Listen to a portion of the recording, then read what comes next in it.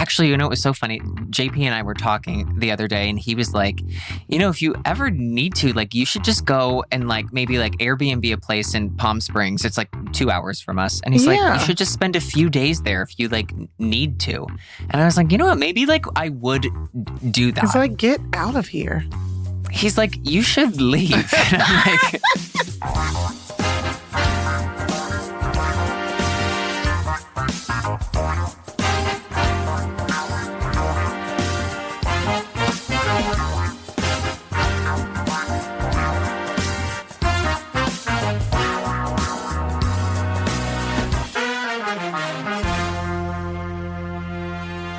What's up, everybody? Welcome to Normalize This, the show where we discuss whether or not ideas, trends, and behaviors should be normalized in everyday society. I'm Danielle Young. And I'm part of society, Adam Rippon. Yeah, you are the society. I am truly society. When they ask about it, they think of me. The society. But The today, society. listen, the society has spoken. And today, they want to talk about solo travel. Because who doesn't like a good, like, I'm going to mind my business, but I'm going to do a lot of debaucherous stuff and there's nobody that's going to know about it kind of trip, right? Right. And I'm excited to talk to you about it because I know you love a good solo trip, which I do too. I am the queen of me time and booking something and not telling nobody. I mean, I think it's the ideal trip. I think that's Until ideal. like I'm like there and then I'm like, hey friends, I'm in Jamaica. Just FYI, like, you know. If you want to come. Yeah, but not really. But don't. I'm already here. Right. But don't. Okay. But So I am so excited. But yes. I was just saying but so that you would say something. Oh, okay. Well, here I go. But to take it from your butt, I really need everyone to stick around because my favorite part of the show is a game that we call Keep It or Curb It. And that's where Danielle and I decide whether we love something or it's a gotta Or if go. it's time to let it go. Exactly. If society should let it go. Sometimes society says if you love something, you got to let it go. But we're going to decide. Yes, we will decide, as we usually do. But before we just keep going, Adam, what's your fun fact? My fun fact today is... Actually, can I give you one? Please. Because historically, you're not great at these, friend. And no, it's historical. That's, and there's you know so what? many fun facts about you. And one that I've been discovering is that you are a neat freak, a organizer, a everything has a place kind of person. I am. And it is everywhere in your house. You know what? It's like kind of, it's not even... It's impressive, y'all. Things have labels. Yeah. It's not that I am a neat freak because I can be kind of messy, but like the organizing and the making things beautiful is really what like... Yeah, but I don't think a neat freak puts, like, look at your sock drawer right now. Yeah, I can Is see it just a bunch of socks thrown about inside of a drawer? Absolutely not. See, yeah. So neat freak, I think is it derogatory? Like, because you know, you never know. Like, I don't want to be derogatory, but that's like really how because I have a homegirl. Shout out to Blake Von D. She has a hashtag she uses called Neat Freaky, and she's very much like you. Where everything, I've got to meet her. Yeah, I mean, I'm gonna send you her account. You're gonna just gag, because it's like chic as well as organized. Yeah, that's what I love. You know, if you ever want me to come over and do anything or help you, I'll do it. Yeah, that's not a joke. That's my dream because I love it. Yeah, and I feel like I can keep it there once you've done it. That's the thing. And you know what the best test is that like JP, he's definitely cleaner than I am. Like he won't ever leave anything out on a counter. Like I'll definitely do that. And so I know that if the organizing is functional based on if he will like put it away when he's just trying to quickly put things away. Yeah. And so if he doesn't do that, then I know I need to like change it up. And I'm like, okay, I'm going to change it up so that like it's as functional as possible. So I love it. Efficient human. that is really a nice quality in a partner. Or maybe maddening quality.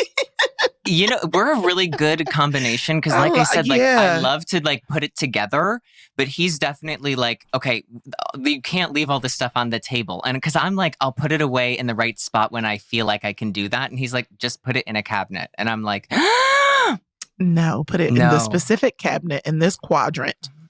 Exactly. Face it to the west. You understand that things should be westward bound. Yeah, I'm really impressed by your organization. So I think that's a fun fact about you. Oh, well, thank you. Yeah, down to the garage. Most people are good at it, but not in the way that it is consistent everywhere. It is. It's truly like everywhere, and I get such a yeah. And I like to consider myself not a neat person, but I am. Even in my chaos, I'm pretty organized. I mean, you are, and you're very on top of everything. You're like, I believe that. I could be, but this is me being hard on myself, and I know I do that, but I know I could be better. Yeah, but you're very good. Like, don't sell yourself short. Yeah. I know you're very, very good. We can all be better. But yes, that is the funnest fact about Adam for me this time around. What about yourself? Let me think, because I was going to say one of my solo travel moments. Wait, can I do a fun fact for you? Yeah. Okay, I think my fun fact, this is one of the things I love the most about Danielle and why I'm so excited about this episode, is that Danielle loves a solo trip. She does. And she does. And she took a solo trip over the holidays, which I thought was so brilliant. Yes. And so incredible. And I think that Danielle truly is the authority on this episode. No. I just started solo traveling. So I don't think I'm an authority. I think I'm very new to it and true to it. But I think you're on the council, maybe not the authority. I'm on the council. I'm in the court, Yeah, you're in the society. Bring it back full circle. Love that.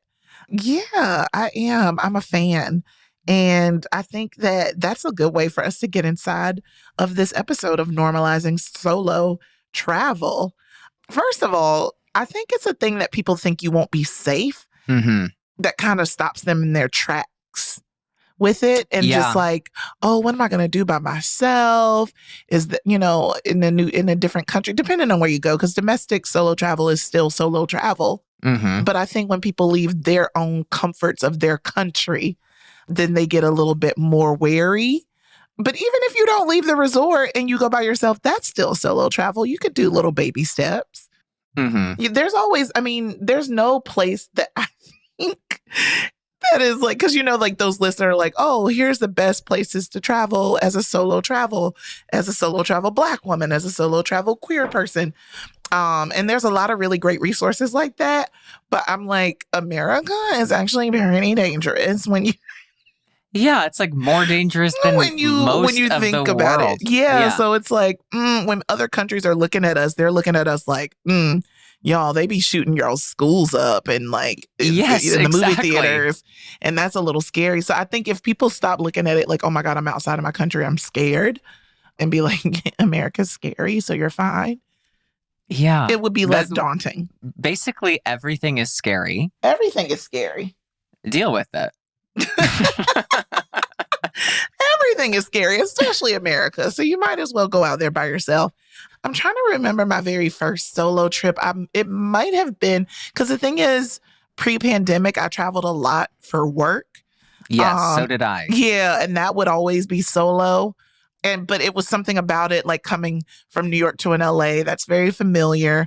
Or even when it was like going to Hawaii or London, or, I would still feel connected to something because it's work, even if I was by myself and I would sightsee by myself. But I think that's what really planted the seed for me to do it as a leisure thing. Mm-hmm. And so I booked a trip to Jamaica not too long ago as my first solo trip. And it was slutty. Was it? What did you give? Well, choking on my Just paint own a picture. teeth. We don't need to know anything but paint us the Listen, picture. the details. Okay, hear me out. I've been hearing you out, and now I want to hear you in. Well, then and actually now, I was a single girl, and men love me, especially in Jamaica. And that was a terrible accent. Please don't judge me. But I just used that time to because I was just kind of a little bit nervous about being away, how I was speaking about people feeling nervous about solo travel. But I think it was comfort because island folks, Jamaicans are really, really nice and familiar, and they feel kind of like home. And so I didn't feel nervous about just being out and about and having a good time. So I met a couple of guys. And with my time there, I was there almost 10 days, I think. And yeah, I allowed Stella to get her groove back. Good. One of them was a firefighter. Oh, I couldn't believe more it. of them here. I was like, what? Not a Jamaican firefighter. I definitely took a picture of his ID and his firefighting ID card just to be safe, because that's another, hey, pick up your safety tips as you travel solo. Not everybody's going to let you take a picture of their ID. And I know that's actually a really good... could be very aggressive, but if someone, especially as a woman, if a man is trying to hang out with you or be around you, if he's a good person, he will allow you to at least, do that and send it to a friend to be safe. I know people are stealing identities. I don't know if that's as easy as it is to steal an identity. I think you might need more information, but I'm not trying to steal identities. I'm trying to keep mine alive. Yeah. I think unless Mother Maiden's name was on there, I think you're good. Yeah, I've never had anybody feel sometimes I'll be like, wait, what? And I was like, well, it's more of a safety thing. And then I explain, and they're like, okay, cool, yeah. And if you're saying no to that, then it's no. Yeah, I'm not about to go nowhere with you. I'm not about to drink anything that you bring me. Yeah, I think that's a really good tip. Listen, it's kind of, I know it's aggressive, but we are it's just the way that the world is. You never want to take your safety for granted, if in any way possible. And I know that there's probably a lot more other ways to stay safe and be safe, but listen, you ain't about to kidnap and sex traffic me. No, and me either. On that note, I'm not going anywhere. I'm not going. But one of the things I do love is that no matter what it is or where you go, you're going to meet people. Yeah, that's not my always favorite sexually. Part. Yes. Yeah, because sometimes you'll just meet great people. Yeah, I've met some really amazing people on that trip that you mentioned, where I went to Mexico City and Puerto Morelos and stuff over the holiday. And one of the activities that I did, I think the city is called Xochimilco, but they have this river boat thing. And I was up there with a bunch of random folks, and we became hella cool. And the day got a little bit rainy, so we went for tacos afterwards. And I ended up spending my full day with these people and collected their information. And they obviously travel. So we were just you end up making plans and making friends, and people become your travel group, your folks. And so it's just, I don't know, it's a really great place a really great space to open up for experiences and things that you may not have done and people you may not have met if you were there with your people. Mm-hmm. And one thing I really love about traveling by yourself is no matter if you travel with anyone, what I love about being by yourself is that you can be as spontaneous as you want. Oh, yeah. It's not about a schedule unless that's what you're trying to do and how you are. It's not it's just so much more freeing for me. I love going places with friends or with, my husband. I love that. It's so fun. But I really like traveling alone because I can be as spontaneous as I want. If I want to go get dinner, right now, I can just go. Yeah. Or if I have a friend that's in that town that I'm in, I can see them whenever. And I don't need to be hey, when would be good for you? It's just I can do whatever I want. And I love to have that freedom when I'm traveling by myself. That's my favorite part about being by yourself. It is. And some of the things that because I'm that person that likes to sleep on vacation, but I also like to kind of go around and see whatever the sites are. But I don't like doing that the whole time. No, I'm in and out, I'm recharging. in and out, I in and should be out. recharging. I'll go see that street. I'll go see that thing. I'll go eat at that place. But I don't want to spend a day in a museum and walking around. Like, it's not really my ministry. And so It's not my ministry either. I don't worship there. I don't know. But thank you. I respect it, but I don't practice that. Yeah. But I get why you do it. But I need to come back to the spa. I need to, do my thing. And I love that I'm able to like find certain excursions and things in certain places that honor one person. Because there are a lot of excursions that are like, you got to book for 2 people. And so when I was in Jamaica, I was able to book an excursion for like 4-wheelers. And I was like, oh, this is going to be weird to do by myself. But again, I had fun with the people that I was with, the guides. Obviously fell in love with me. So obviously. So it was just like, oh, this is cool. I don't have to have someone with me or have a crutch, because I think socially I need to have someone. And it's just nice. Like, I'm very social person and all that, but I'm very also introverted.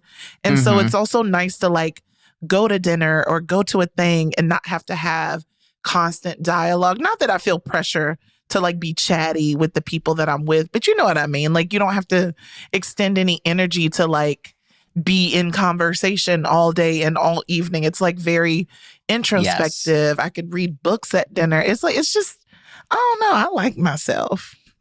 I think that's the best part is being able to spend time with yourself. Yeah. Because it's like you get to know, like, I think one of the best things about doing things on your own is you really get to learn what your own interests are. And you're not just doing like what other people like. And you get to learn if you actually like doing it. You get to, experience what kind of dinners you like, what kind of food, what kind of experiences you want.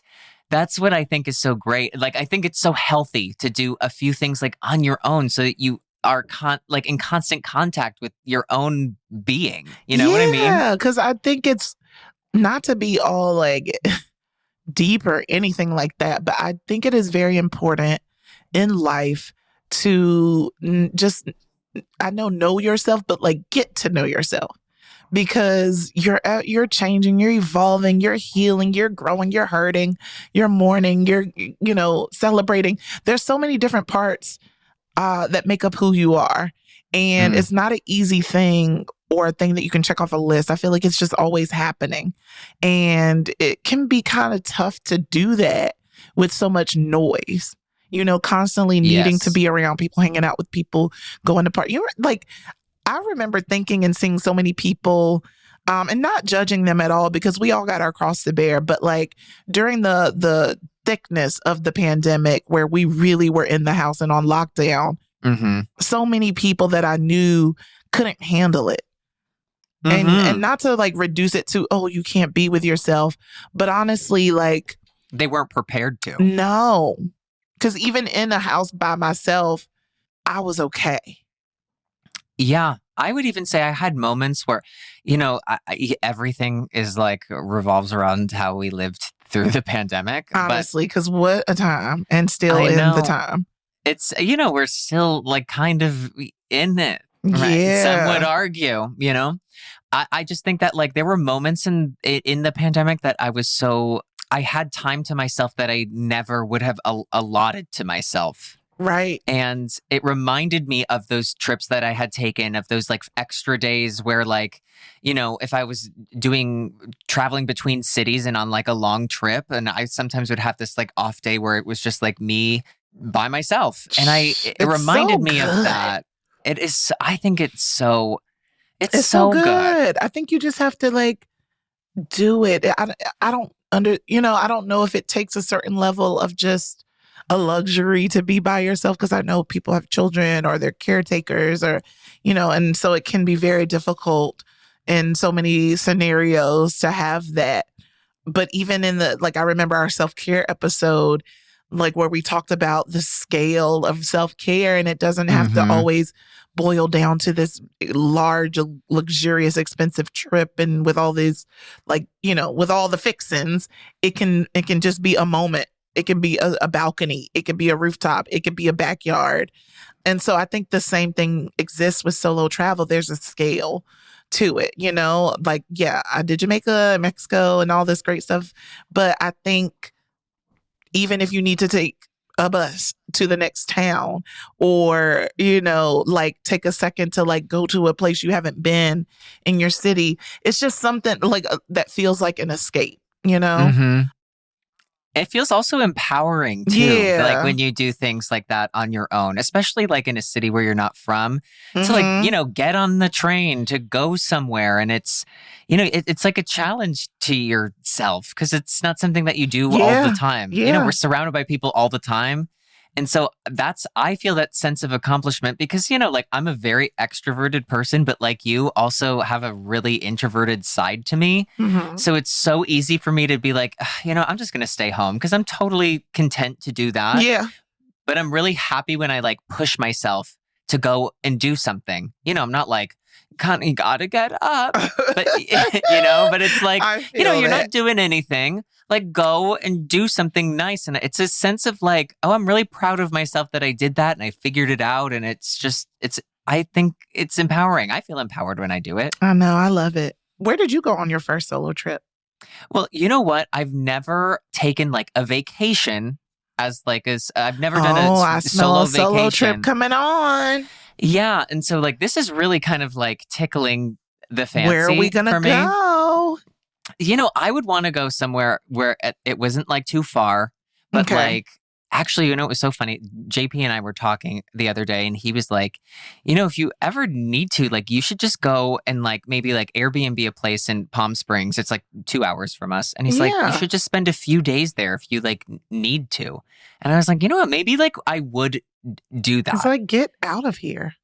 He's like, you should leave. And I'm like, no, you should. I was thinking like, you know, a quick little Arizona, a Seattle, like if you're going to do like a smaller thing and then build up to it. Would you ever go overseas? Leave the country, get your passport stamped solo?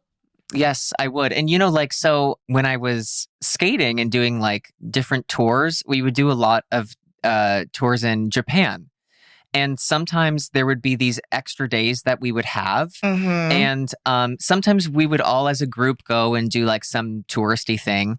And then sometimes nobody would plan anything. And I was like always, you know, exploring this city kind of like on my own terms. And I loved those days where I could do whatever I wanted. I could just pop into the first place that I saw to get lunch, or I could just walk into every, you know, store that was open. It was just really, really fun. So like my solo trips have always been like around work. It's never been like the first thing. It's time, friends. 2023 is the time.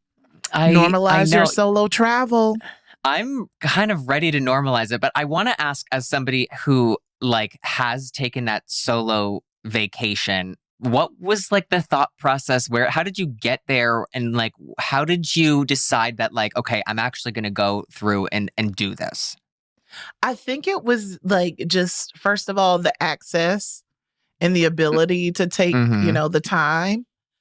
And then it was because my first kind of like taste, because again, I told you I traveled a lot for work solo. But my first real taste of it was during the pandemic. Because even before that, I didn't. Travel was like work and travel went hand in hand. And if I did do a trip, it would be like a group trip, something that I could like pay towards. Because, you know, your girl was broke. It was tough. And so as my like finances began to change, I had one of my mentors and she was in Cabo, like just working from Cabo because, you know, the world was pandemicking. And she was like, oh, might as well work from Cabo. And I was like, oh, that sounds really nice. And I think I can afford a trip. And so she was like, oh my gosh, I'm going to be here. Why don't you come? And, you know, you can stay with me or you can book a room, whatever. And so I booked in her hotel. And then I decided as I was booking, because she was like, oh, I have to come back on this day. And I was like, that's only a couple days. I'm going to stay a couple days longer Good. Nice. And that's what she was like, oh my gosh, you deserve, because I had never really gotten the chance to do this financially. And so she was like, I'm gonna like really plant the seed for you, because once you learn how to treat yourself like this and have the ability to, you're gonna be wanting to treat yourself like this, and it's going to start something for you. And it really did. So I met her in Cabo for those couple of days and extended it, and moved to a different hotel, a very luxurious, I'll say it now because I'm not there, the Viceroy in Cabo.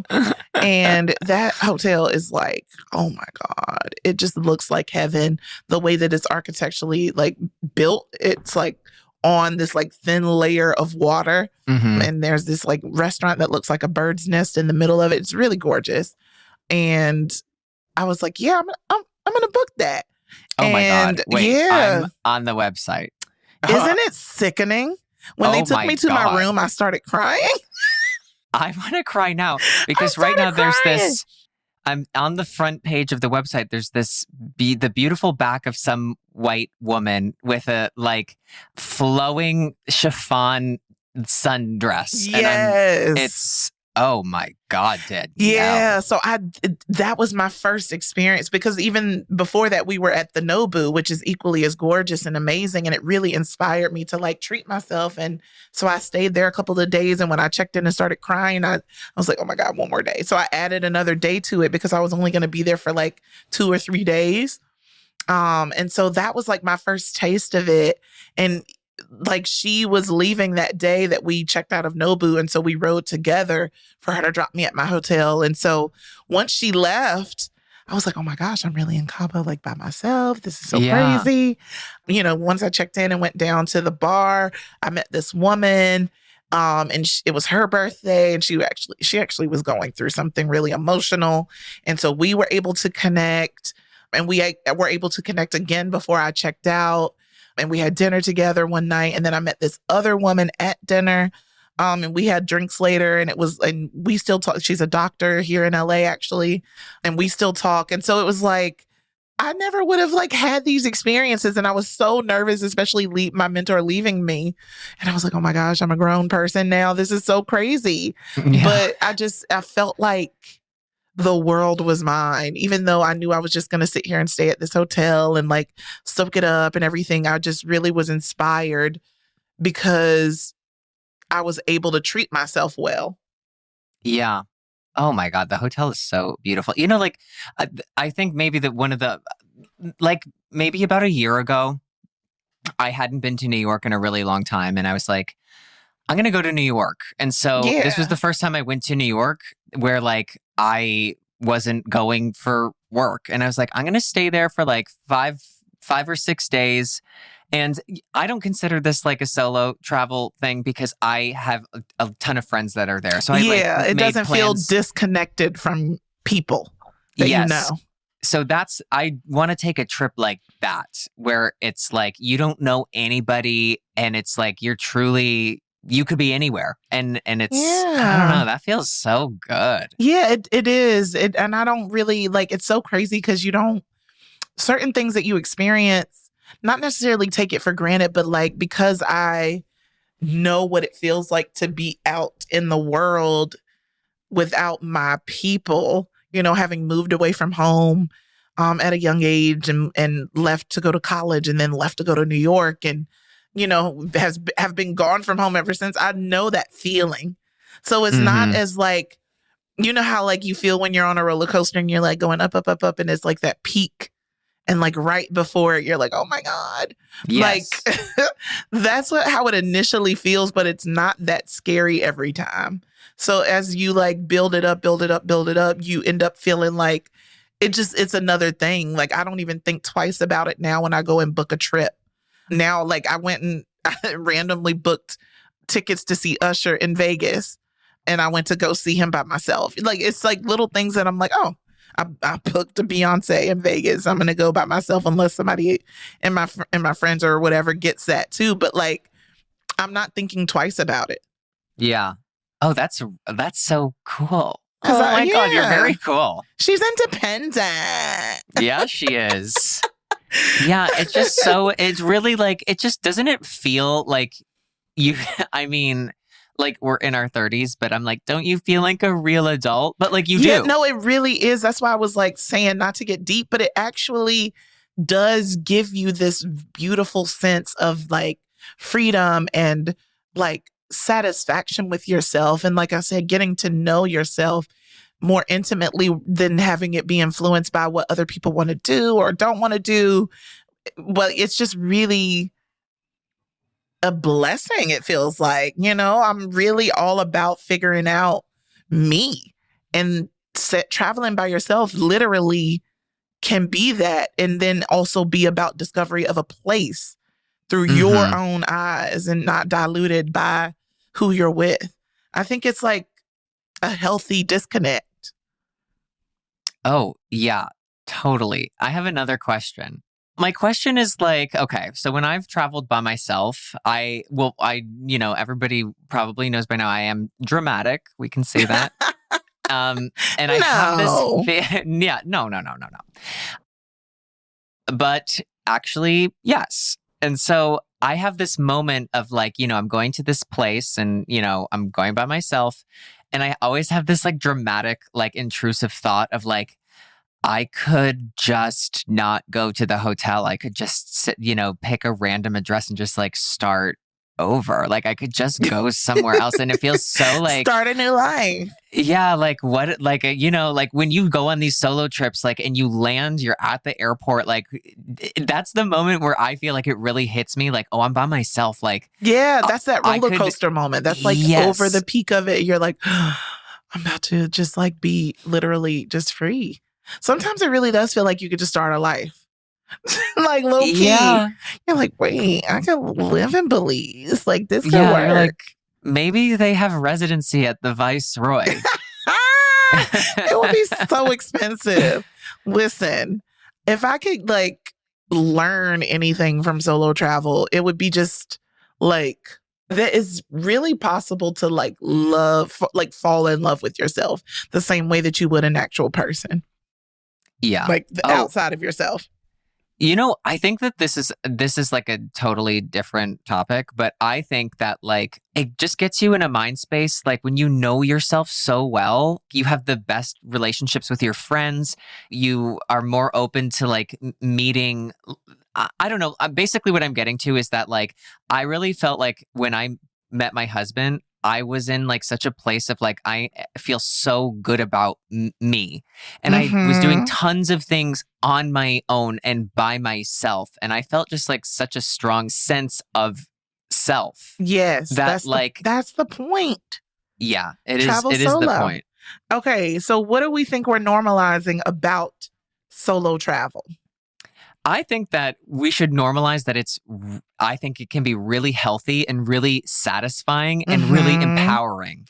Yes, I agree. And I want to just add to it by saying it's really a beautiful way of not only discovering the world, your world, but also discovering yourself and just loving on yourself in a way that is not polluted by anything else, anyone else. So get on it, y'all. Start Googling, do your Google, see where you can go.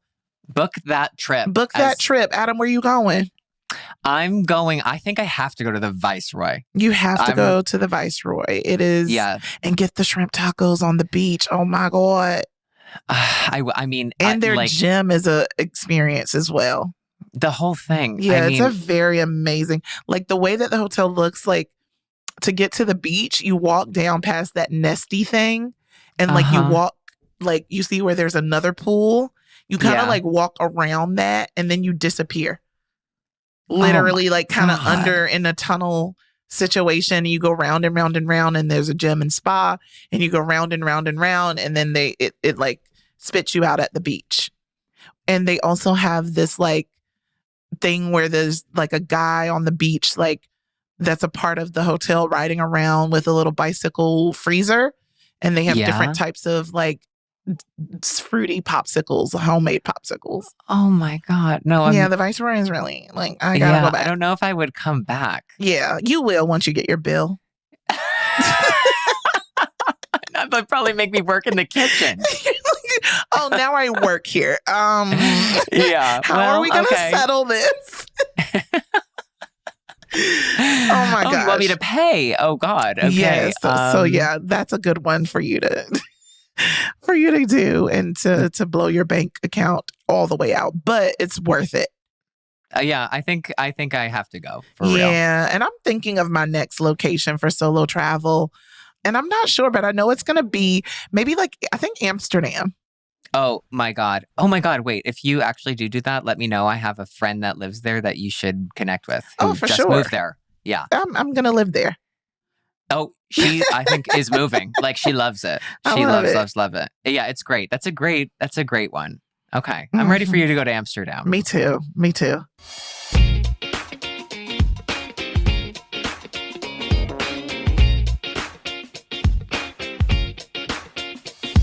So now, Adam, let's get into our favorite segment. Mm-hmm. Keep it or curb it. Listen, for you first timers, this is the segment where we take a look at new social trends and decide if they're worth keeping with a capital K or curbing with a bold C. Because we're not going to spell curbing with a K, even though that would be cute. It would. I could see it. We're not cute. We're factual, functional people. And we trim the fat where it needs to be. Okay. Exactly. I'm going to kick it off with our first keep it or curb it. Adam, you ready? I am ready. Okay.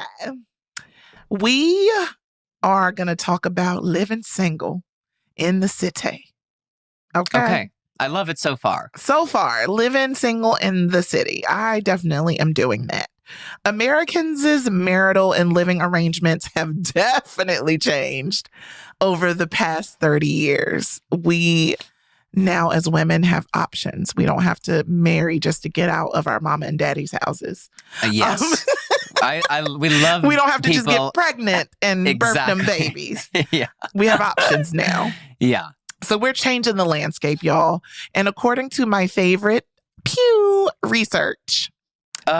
The only, again, I say it the only every researchers week. that we respect. I mean, not the only. No, they're our favorites. But you guys are doing some good work at Pew. Yeah, but they said, thanks, Pew. They said that roughly 38% of adults between the ages of 25 and 54 are not living with a significant other or are unmarried as a whole. Mm-hmm. Men are more likely to be unpartnered. Okay. That's interesting. Yeah, I wasn't expecting that. It was not actually. They also say at Pew that people who have never been married has also gone from 17% up to 33%. I believe that. And I really do believe that. I thought it would be more. A lot closer to the middle. Yes, agreed. I thought it'd be more. So, are we keeping or curving? Are we keeping or curbing living single in the city? I think that we're totally keeping it. I think relationships and like the idea of marriage has changed completely. Yes, that's changed so much. And I think like in the theme of like solo trips, of like being somewhere and being on your own, I think that that's really great. And I think it's a really great chance to like, again, like know yourself even better and have your own experiences and open yourself up to meeting new people, whether they're romantically or platonically. I think I think it's great. I do. As a girl who is currently doing it, keep it. Yeah. I definitely think that like if you are on your own and you're thinking of like moving to a bigger city or a different city, I think that I think you should go for it. This is a huge K keep. Big K. Underline it. Okay. Danielle, are you ready? Mm-hmm. I have another keep it or curb it from our friends at Pew Research. They really are working around the clock. Pew, pew. Pew, pew, pew.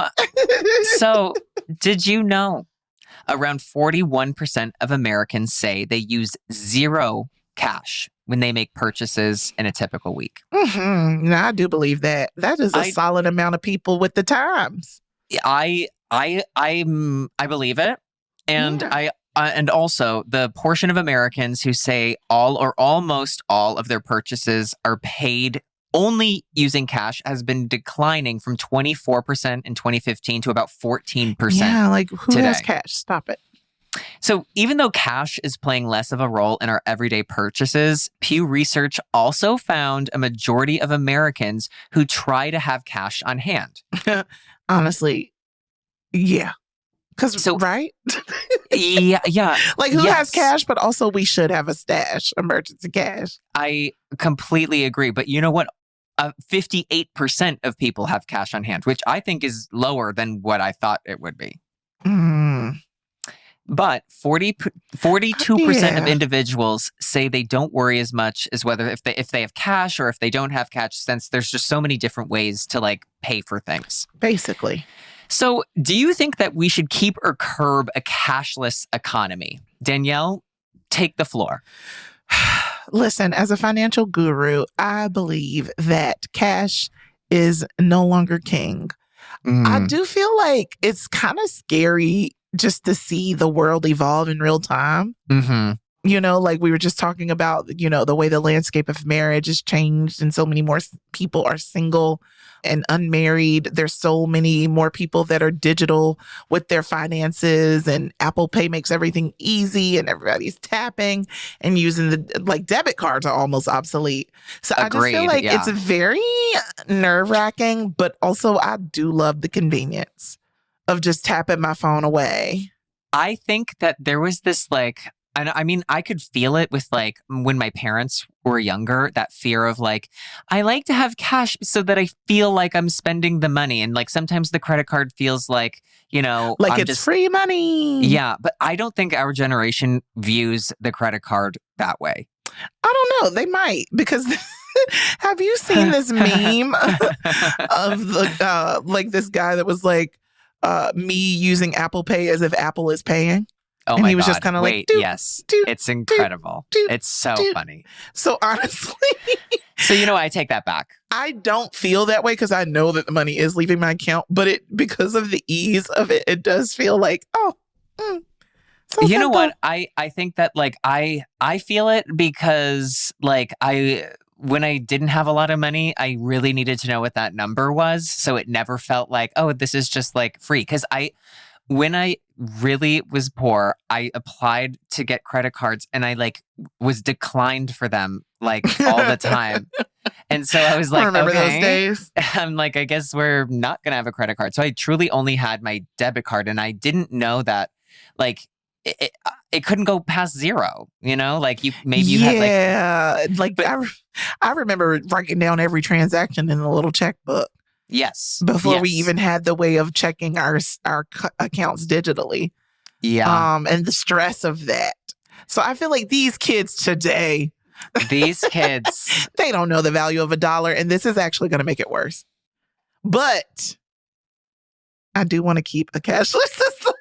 Yeah, because I really, okay, I will tell you that I always have cash on hand. Yes, because you are prepared for all things, and it isn't a specific thing inside of a specific spot. Well, you know, because especially when you live like in a city, especially like here in LA, for instance, on the west side, if you want to go and park at the beach, a lot of the meters aren't like credit card easier meters. To have. Yeah. So I have like a pouch of quarters. Like I went to the bank and I got like, you know, $10 in quarters, of course, because I am crazy. This is not what they mean by cash on hand, Adam. Well, I also have cash on hand. You're like, I got a bag of quarters. Yeah, I have a bag. Yeah, I have a bag of $10,000 in cash, just so I could, if I need to run away, if I need to go to the Viceroy. But yeah, I have quarters. I would pay in quarters, and they would eventually just like comp the room and be like, "Please never come to Mexico ever again." But that would be my method of payment. Are you keeping or curbing a cashless? I'm keeping, because like what I'm trying to get at is like I'm done with my change purse. I don't want to have quarters for the West Side. I'm done. I don't want that until you get over there and need to park with your coins. And now exactly. Yes. So I say keep. I think we're ready. I think we're ready. Keep, but I'm eyeballing you. Exactly. I'm watching. I don't know if I trust this. No. I'm still going to keep cash on hand. Uh-huh. Oh my goodness, Adam. Oh my goodness, Solo Danielle. traveling. It was a lot deeper than I expected. I love how we just go soul deep in our conversations. I think everything has a deeper meaning if you like sit and if you talk dig about it long enough. And we dig. We brought our shovels. One thing I'm gonna do is dig. I think my favorite takeaway from this episode is the fact that I went on a solo trip to Jamaica and met a firefighter. Yum. Do with that information what you will. He picked me up. Yeah, well, I will be doing. Me up. I believe that. Danielle, and don't be surprised. Figured woman, okay? The figure is full, which is probably part of the appeal. I mean, I have to say, I'm booking another trip to Jamaica.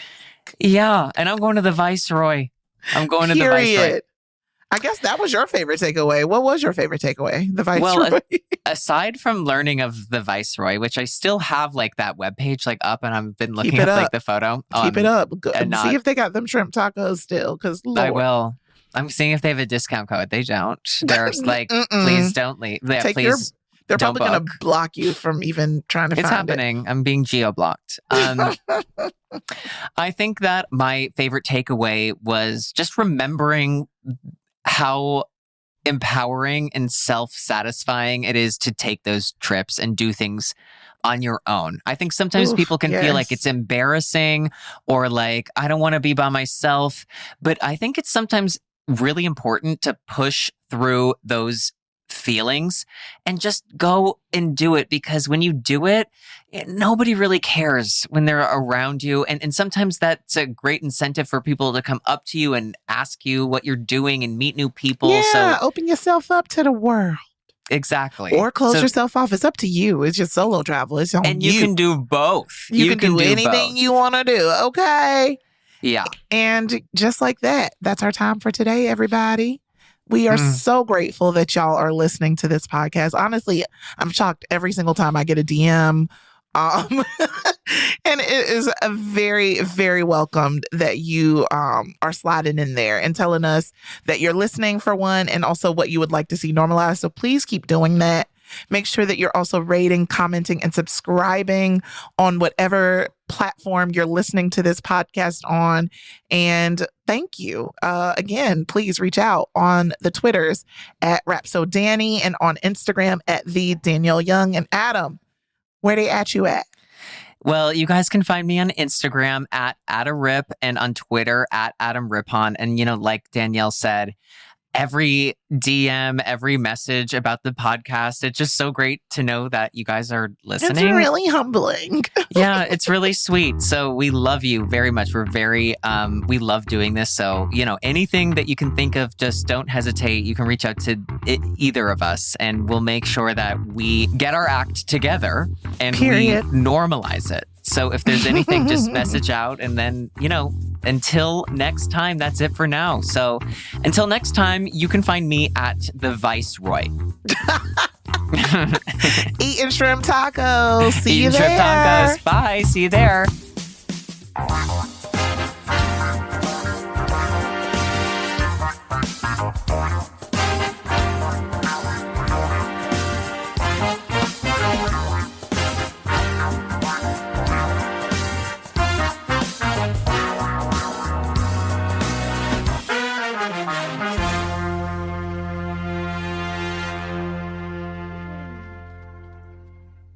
Everyone out there listening, we want to hear from you. Make sure you follow at Make SpringHill on all platforms for weekly show updates.